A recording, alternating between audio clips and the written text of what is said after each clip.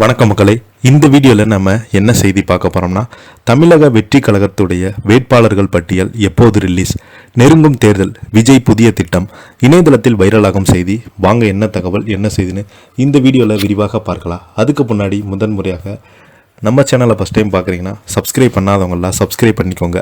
Bell buttons மூலமிக்கி நம்ம சேனலோட நோட்டிஃபிகேஷனை எனபிள் பண்ணிக்கோங்க. நாங்கள் போடுற வீடியோ எல்லாமே உங்களுக்கு உடனுக்குடனே வந்து சேரும். வாங்க என்ன தகவல்னு பார்க்கலாம். அண்மை காலத்தில் விஜய் பாஜக கூட்டணிக்கு போக போகிறாங்கன்ற வதந்தி அதிக அளவில் பரவ தொடங்கியது. கட்சியினுடைய முன்னணி நிர்வாகிகள் விளக்கம் அளித்தாலும் விஜய் ஒரு வார்த்தை கூட பேசி விளக்கம் அளிக்காதால் வதந்திகள் தொடர்ந்து வருகிறது. விஜயுடைய அரசியல் வீகம் குறித்து பல்வேறு தகவல்கள் தற்போது வெளியாகி வருகிறது. அந்த வகையில் தான் சட்டசபை தேர்தலுக்கான நாட்கள் குறைவாக இருப்பதால் விரைவில் வேட்பாளர் பட்டியலில் இறுதி செய்யப்பட்டு தேர்தல் அறிக்கை வெளியிட விஜய் முடிவு செய்ததாக தகவல்கள் வெளியாகியுள்ளது. விஜய் தலைமையிலான தமிழக வெற்றி கழகம் முதல் முறையாக சட்டசபை தேர்தலை இந்த முறை சந்திக்கிறது. இந்த தேர்தலில் விஜய் கூட்டணி வைப்பாரா என்ற முதல்ல எதிர்பார்ப்பு அதிகமானது. ஆனால் அவர் யாருடன் கூட்டணி வைக்கவில்லை. எனினும் விஜய் அதிமுக பாஜக கூட்டணியில் இணைந்து செயல்படுவார் என்று ஊடகங்களில் விவாதங்களாக கிளம்பியது. விஜய்க்கு துணை முதல்வர் பதவியை பாஜக தர தயாராக இருப்பதாகவும் வதந்திகள் பரவியது. ஆனால் இவற்றையெல்லாம் பாஜக தரப்பு தமிழக வெற்றி கழக தரப்பும் திட்டவட்டமாக மறுத்திருக்கிறது. நேற்று விஜய் கரூர் சம்பவம் தொடர்பாக டெல்லியில் உள்ள சிபிஐ அலுவலகத்தில் நேரில் ஆஜரானது. தொடர்ந்து விஜய் நேற்று தேனாம்பேட்டையில் உள்ள தமிழக வெற்றி கழகத்துடைய ரூம் சென்று ஆலோசனை நடத்தினார். இதில் பொதுச் செயலாளர் புஷி ஆனந்த் அவர்கள், முன்னாள் அமைச்சர் செங்கோட்டையன், தேர்தல் மேலாண்மை பொதுச் செயலாளர் ஆதவ் அர்ஜுனா நிர்வாகி பங்கேற்றாங்க. இந்த ஆலோசனை கூட்டணியின் தொடர்பாக கட்சியின் அடுத்த கட்ட நடவடிக்கை தொடர்பாக ஆலோசிக்கப்பட்டது.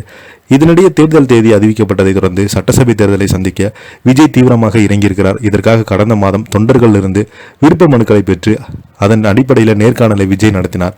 ஆன்லைன் மூலமாக வேட்பாளர்கள் நேர்காணலில் நடத்தப்பட்டதாக சொல்லப்படுகிறது. மொத்தமுள்ள 234 தொகுதிகளுக்கும் வேட்பாளர்கள் தற்போது தேர்வு செய்து வைக்கப்பட்டிருக்கிறாங்க.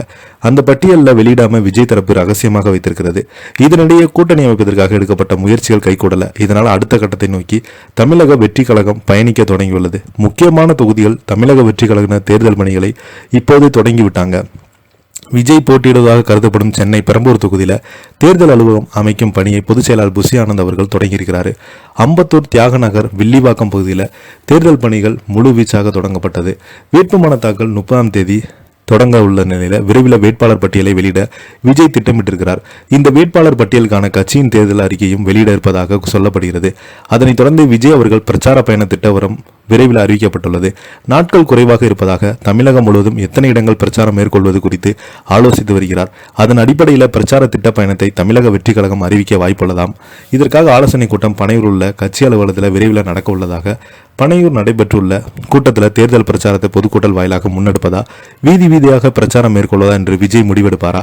இப்போ பார்த்தீங்கன்னா சோசியல் மீடியாவில் இந்த செய்தி வெளியாகி கொண்டிருக்கிறது.